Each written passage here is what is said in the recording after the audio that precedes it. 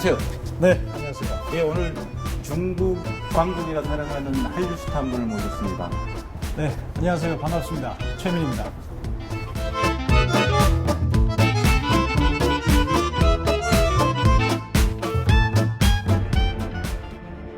一切炫耀光芒终将成为过去，因为尊贵已向未来进化。 중국 광고계에서 한국인으로, 그러니까 배우나 예, 예. 좀 가수를 제외하고 전문 또 광고 모델로서 네. 그렇게 인정받는 분이 많지는 않은 것 같아요. 저 말고 또 있을걸요? 저희도 한번 찾아는 보겠는데 저는 그렇게 못 본 것 같아요. 예. 네. 그 중국 광고계 또는 또 아시아 광고계에서 배우 최민을 보는 뭔가 매력 포인트가 있을 것 같아요. 중국 분들한테 제가 직접적으로 들었던 거는 그 이미지가 중국 분들이 좋아하는 유덕화랑 좀 닮았다. 아.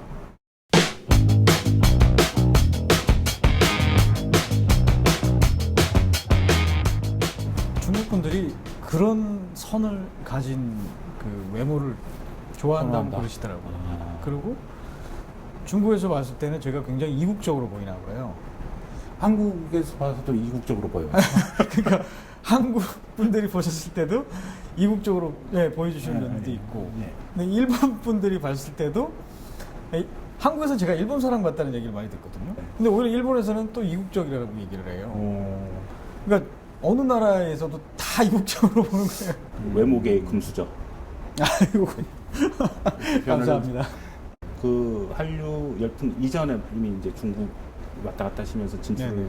하셨는데 그것도 독립군처럼 혼자 좀 개척을 하신 거죠. 네. 예전 같은 경우에는 해외 활동을 하는 그런 배우나 모델들을 전문적으로 케어하는 그런 매니지먼트 회사들이 별로 많이는 없었어요. 한류가 그렇게 막 붐이 일어나지도 않았었고 20대 때 공부하는 것 때문에 유럽에 잠시 좀 머물 기회가 있었는데 유럽에 사는 사람들은 그렇게 국경이라는 개념이 훨씬 우리보다 편하게 이렇게 왔다 갔다 하고 그러는데 뭐 우리도 그렇게 살지 못할 이유가 없잖아요. 편하게 자유롭게 이렇게 활동을 하고 싶다라는 생각이 있었어요. 그래서 데뷔를 하고 나서부터 꾸준히 프로필을 세계 각국에 이렇게 내고 이렇게 했는데 우연찮게 2008년도에 중국에서 섭외가 들어와서 자동차 광고를 촬영을 했었고 그게 반응이 좀 괜찮아서 그 뒤부터 그 러브콜이 좀 많이 계속 들어오는 바람에 중국에서 활동을 하게 됐습니다. 뷰익사의 라크로세라는 모델을 찍었었고 폭스바겐 파샤트 푸조, 중국에서는 동풍 푸조라고 그러더라고요. 그 다음에 2014년도 아우디를 2년 계약했었고 2012년도 아우디를 또 2년 계약해서 촬영을 했었고 그 해외 광고 대행사나 뭐 이제 그런 관계자분들하고 네. 직접 네. 컨택도 하고 네. 뭐 프로필도 보내고. 네. 제가 가지고 있는 기본 개념이 일단은 활동하는 무대에 대해서 국내, 한국, 뭐 일본, 중국 뭐 이렇게 국한되어 있지를 않으니까 그리고 혼자 활동하는 게 좀 편한 게 그런 부분이 있어요. 내가 가고 싶으면 언제든지 가면 되니까 일단은 그런 부분이 열려 있으니까 좀 편했고 제가 노력을 했던 거는 뭐 다른 건 아니고요. 저랑 일을 할 수 있는 파트너들에게 꾸준하게 내 소식을 알리고 뭐 제가 배우다 보니 뭐 프로필을 주로 자주 찍고 그다음에 제가 활동했던 뭐 내용들이나 이런 것들을 알리고 프로필도 보내고 그러면서 커뮤니케이션을 지속적으로 하는 거죠. 그래서 뭐 조사를 해보니까 4개국어가 가능하시다. 영어만 좀 하고요. 나머지는 뭐 다 조금씩 하는 거예요. 어릴 때 그렇게 유학을 가고 싶어 했었어요. 초등학교 때도 가고 싶어 했고 중학교 때, 고등학교 때 막 시도를 되게 많이 했어요. 그렇게 밖을 나가고 싶어 했어요, 제가. 그래서 고등학교 때는 제법 구체적으로 준비를 했었거든요. 그때 랭귀지 스쿨을 그 시간을 절약하려고 되게 공부를 열심히 했죠, 영어 공부를. 그러니까 원래 역마살이 좀 있었고 예. 대학 때 유럽 가서 이렇게 겪어보니 세계로 진출해야 되겠다. 그래서 네. 아 중국에 내가 직접 한번 해보자. 영어는 좀 되고 그렇게 된 거네요. 스토리가. 뭐 그렇게 볼 수도 있겠네요. 왜 하필 중국이었습니까? 그 대학교를 다닐 때 영화를 전공을 했어요. 네. 저희 은사님이 그 조남이 김지자 석자 김지석 교수님이신데 지금 현재 국제영화제 프로그래머이시기도 하고 아 예. 그 은사님 덕택에 제3세계 영화나 다큐멘터리 그리고 특히 중국 영화들을 많이 보게 됐었어요. 그때 어떤 영화들이요? 뭐 많이 알고 계시는 작품은 붉은 수수밭부터 해서 아, 뭐 장인모 감독 작품은 뭐 다 봤었고 그 외에도 국내에 잘 소개되지 않았던 여러 작품들을 보게 됐는데 중국 영화가 좀 특이한 거예요. 중국 영화가 갖고 있는 그 무게감 그리고 특유의 톤 이런 것들이 그 중국 영화만의 문법들이 있더라고요. 어린 제 눈에도 그것이 굉장히 좀 근사해 보였고 좋아 보이고 약간 뭔가 투박하긴 하지만 뭔가 좀 근사한 거예요. 근데 그때 당시에는 그냥 보는 걸로써 만족할 수밖에 없었죠. 근데 막상 실제로 중국에서 이런 섭외가 들어오고 하다 보니 좀 더 중국에 깊이 들어가서 그 내가 어렸을 때 공부하면서 느꼈던 그런 것들을 경험해 볼 수 있겠다라는 생각이 들어서 좀 더 적극적으로 중국에 노크를 하기 시작했죠. 제가 처음 데뷔를 해서 활동하기 시작했을 때만 해도 중국과 우리나라가 수교가 된 지 얼마 안 됐기 때문에 컨택할 수 있는 그런 루트가 거의 없었거든요.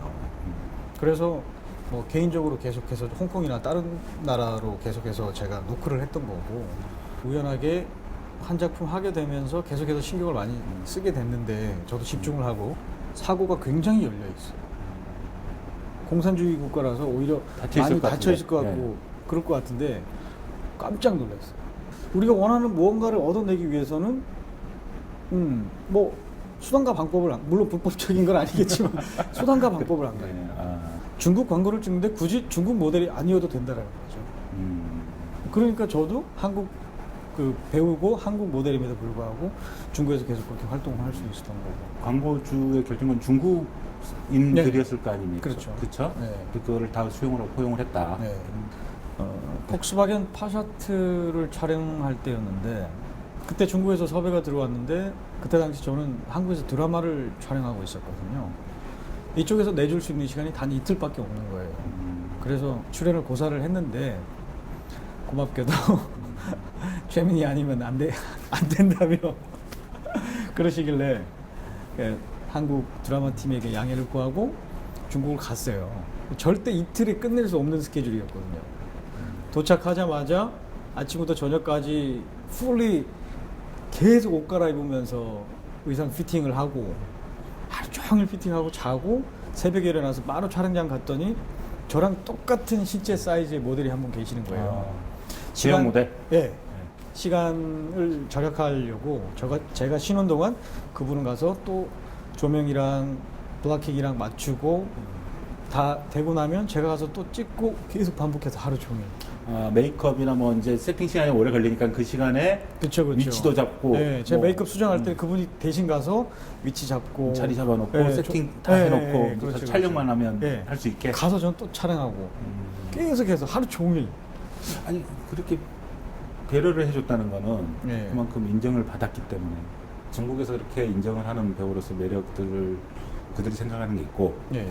본인이 생각하는 본인만의 매력도 있을 것 같아요. 나는 사실 내가 생각해도 이건 내가 매력이야. 그런 거. 좀 생뚱맞을 수도 있는데요. 제가 좀 많이 어설퍼요.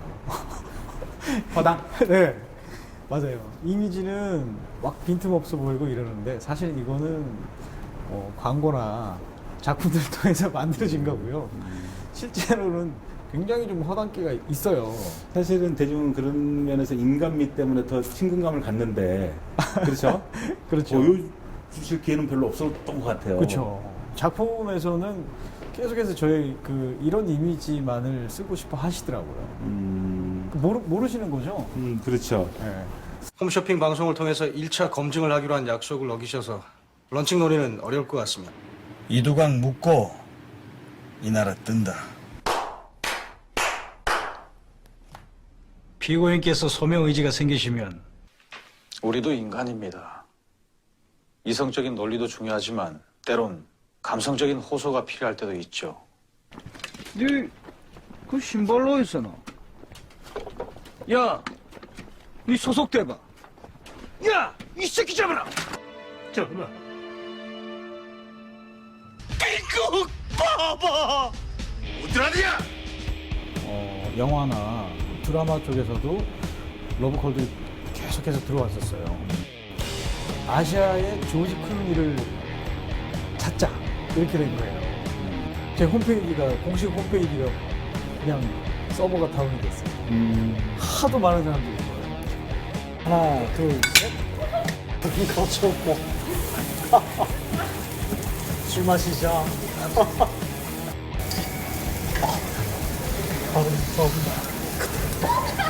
술 한 잔.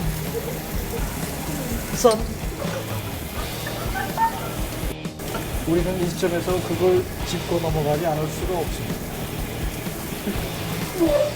여기서 다시 한번 말씀드리겠습니다. 어디 있었어?